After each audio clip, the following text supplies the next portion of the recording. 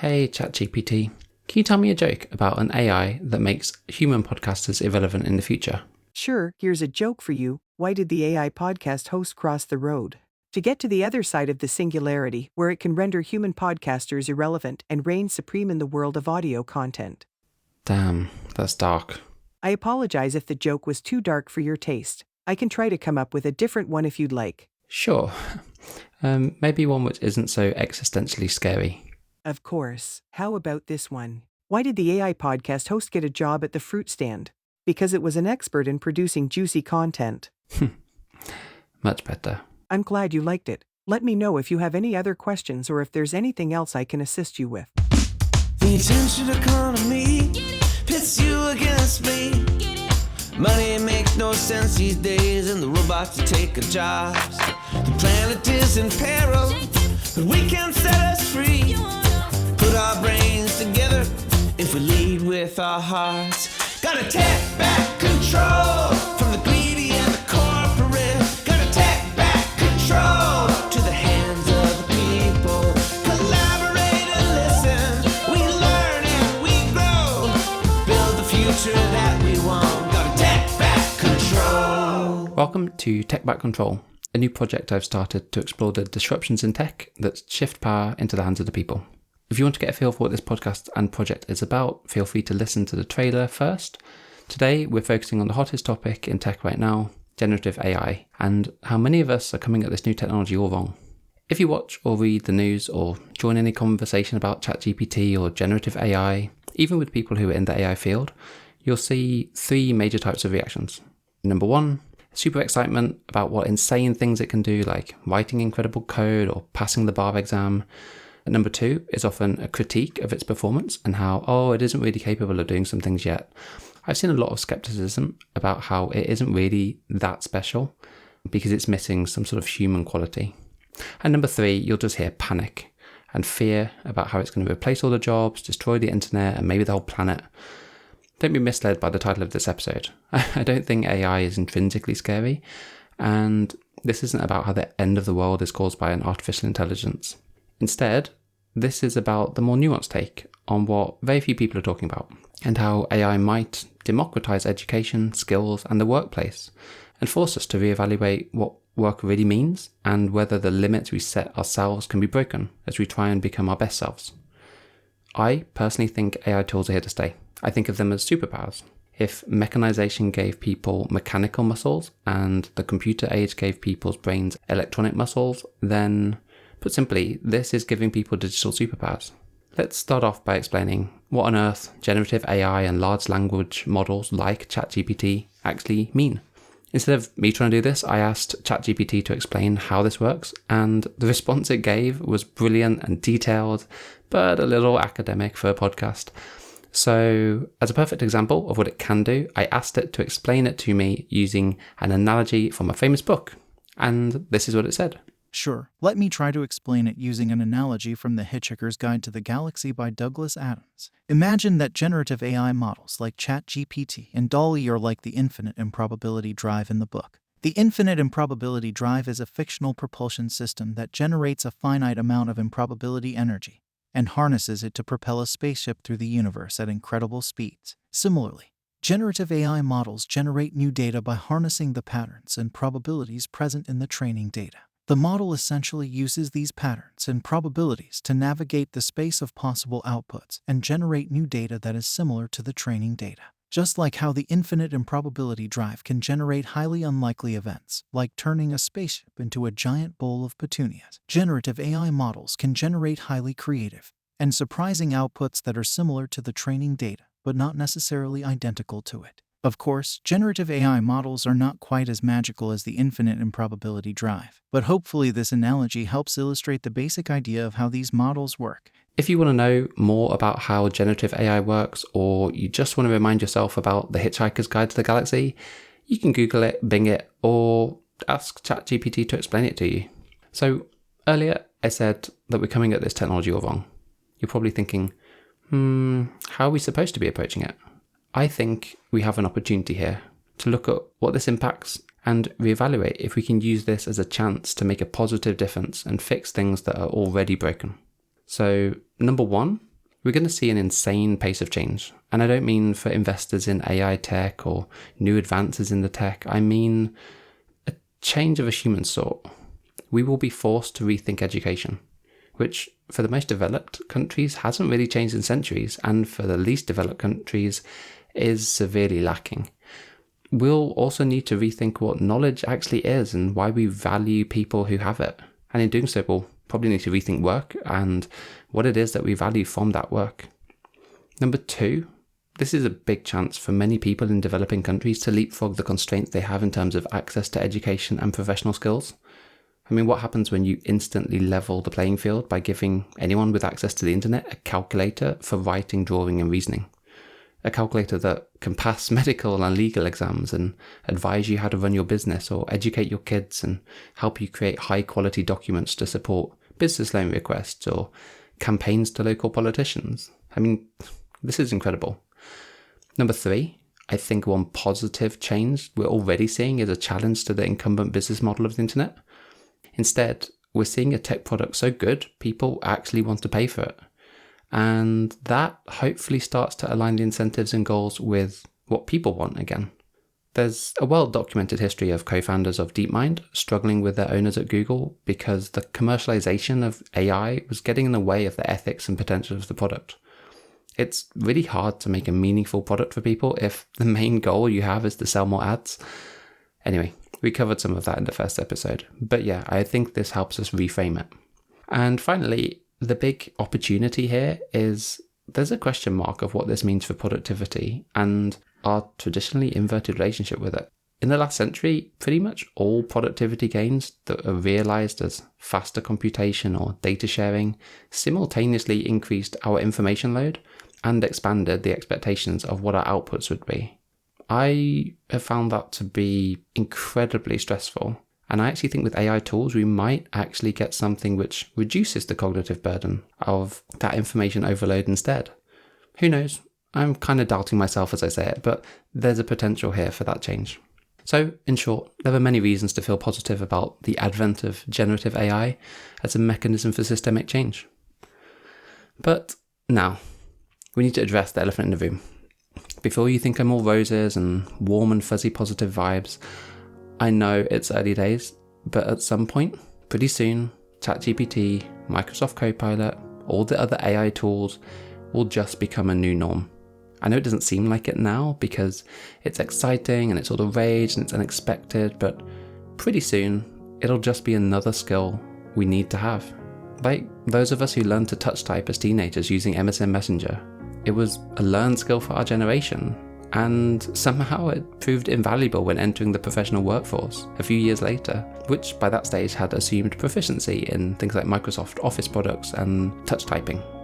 We hear a lot about prompt engineering, or I guess another way to say it is the way we give an AI instructions, but there's a skill to it. It isn't a profession or even a specialist skill like knowing how to use Adobe Premiere, but for me, it's more like knowing how to use Outlook or PowerPoint or Word or Excel. And soon, very soon, it'll be like knowing how to touch type. I'm pretty sure many people out there in office jobs still don't get the full functionality out of Excel, PowerPoint, or even Outlook. And yet they still bring something to the workforce that keeps them in a job. Maybe things like Copilot that Microsoft recently announced will help them make the most out of the tools they already have access to.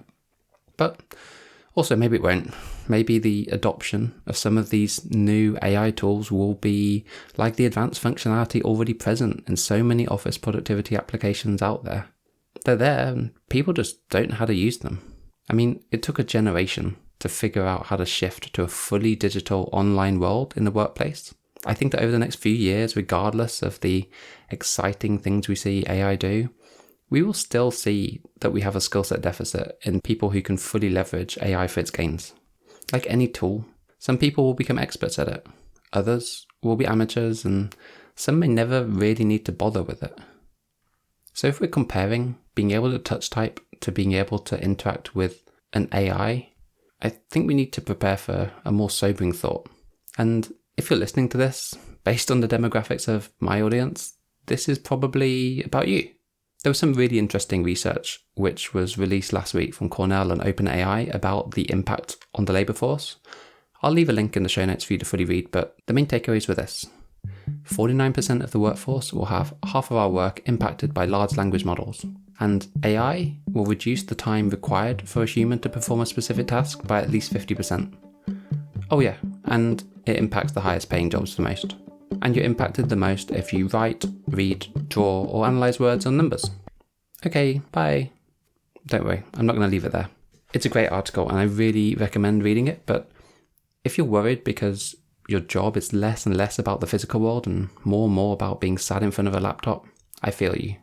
If your day job is mainly spent sending emails, reading emails, reviewing documents, analysing Excels, writing notes, making slides, or answering some common questions with logical and straightforward answers, then congratulations. AI can make you 50% faster at doing all of that. But also, maybe you're one of the people who needs to really think about what work is and what makes it rewarding for you. See, the work that AI has almost zero impact on is conversely the jobs which don't pay well. The ones that don't need specialist academic qualifications and are more than likely often invisible forms of domestic labour. So as a society, maybe now we should start putting a value on that work as well. I'm not going to get into the ethics and social side of AI in this episode. I think it deserves more research and more time in its own episode later on. So I'll try and focus on work and education. So let's focus on those jobs which are most impacted by AI right now. Basically, all the jobs of the people on LinkedIn, people like me, probably people like you. I don't want to scare you with some sort of paper from Cornell University. What should worry you isn't the jobs that AI eradicates. I don't think that's what happens here. Instead, it's the assumed essential skills that an AI superpowered world will mean for the jobs that remain. So if you don't know what prompt engineering is, if you're not comfortable interacting with an AI using language and instruction, maybe if you're not able to splice between human creativity and AI-enhanced productivity, you're going to struggle. And it isn't going to be because a robot stole your job outright. It will probably be because you're no longer competitive in the workforce. And I mean competitive against other humans. It will be because an eager, less experienced, less professionally qualified and educated, but more creative and open-minded person using AI somewhere in the world could do your job better. Not by working longer hours, or having a better degree, or having more experience or training. It's just that maybe they can use these tools to deliver a better, more rounded and complete result than you can. And where they might struggle with a lack of experience or emotional intelligence, building relationships, cultural differences, they're the ones that use AI to help them and coach them to be better. Now that's the real reason why AI, ChatGPT and Copilot should scare you. If we're being honest, a lot of us worry about AI because of the position of relative privilege that we find ourselves in, and the realization that when you break down the things that we get paid to do and simplify them into the activities and tasks which are complex, sure, and cognitive, but not primarily about critical thinking or building real human relationships, then we worry that anyone can do it, especially if that anyone had an AI giving them superpowers. Now, I don't think this episode can answer all your doubts, not right now, and definitely not where we are in this exciting technology S-curve. So maybe now's the time to step back and think about what this means for us as people and our ability to take back control using this technology. I think this might be one facet of that story. There's a really exciting opportunity that comes with this level of AI, and that's for everyone. And it's its power to democratize the tools of education, of information, and of our collective knowledge as a species, and give that access to pretty much everyone. Right now, as of March 2023, AI tools are currently available to anyone with access to the internet. You can get limited free usage on the OpenAI website with ChatGPT and DALL-E. You have free usage to search with the new Bing. You can create magical artwork for free on the Midjourney Discord server, and there's many more out there that you can just Google. Oh wait, no, you can Bing them. Khan Academy, the open education non-for-profit, is already using ChatGPT 4 to help their teachers and students and make education a universal right across the planet. So I guess ask yourself this: if you're a new parent or if you plan on having kids someday, compare how I asked ChatGPT earlier to explain how it works using an analogy to the Hitchhiker's Guide to the Galaxy against the outdated curriculum of our crumbling state education system. For many people, that is the default teaching assistant for the developing world now, who have a shortage of textbooks, let alone teachers. But now they have access to this AI superpower. That is incredible, and it sets a benchmark of how we should be learning as children and as adults, to be honest. And if you're worried about how safe your current position is, just remember that these superpowers are available for you too. And if you have the means, for a surprisingly low cost, you can enhance those superpowers further. So let me give you an example of what I'm currently using. For the price of a Netflix, Spotify, and Apple TV subscription, I get the premium versions of Midjourney, which creates images for you, ChatGPT Pro using GPT-4, which is the incredible tool everyone is losing their minds over, Notion AI, which has ChatGPT embedded, which is how I actually write the scripts for these podcasts, Todoist, that has ChatGPT plugins, which is how I organize my life, and Descript, which is what transcribes this and allows me to do the video and editing, and that's partnered with and powered by OpenAI. The voice simulation at the beginning of this episode was made using Descript's overdub feature, which is itself a form of generative AI. I'll do another episode on how I've been using AI and the things I'm learning, good and bad, from trying it. But so far, it has been a game changer. Now, I can't do justice to this episode without quickly talking about the exponential progress that we're witnessing. For complete transparency, I started drafting this episode script in mid-February, and I had planned to record it and publish it towards the end of April. But I've had to bring that forward and fast track it because the things I was predicting were happening just too fast. I don't want to use this podcast to chase the news, that's not the intent. But with AI this year, it seems like it's going to be very difficult. Whilst we all get familiar with this new superpower, it will feel like things are moving at an insane pace. And I think I know why. See, if you're like me and you've worked in tech for a while, you were probably shocked that the new Bing was as good a product as it was.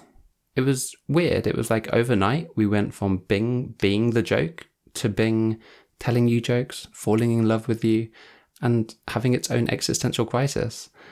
Then Microsoft announced Copilot.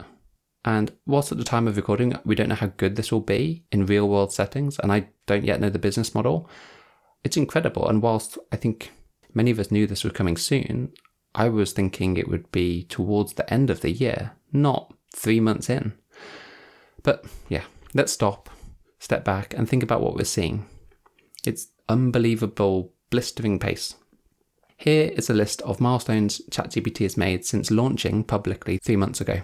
They passed an MBA at Wharton, it passed the bar exam, it passed the US medical license exam, then it passed the Google L3 developer exam, and then the AWS cloud practitioner exam.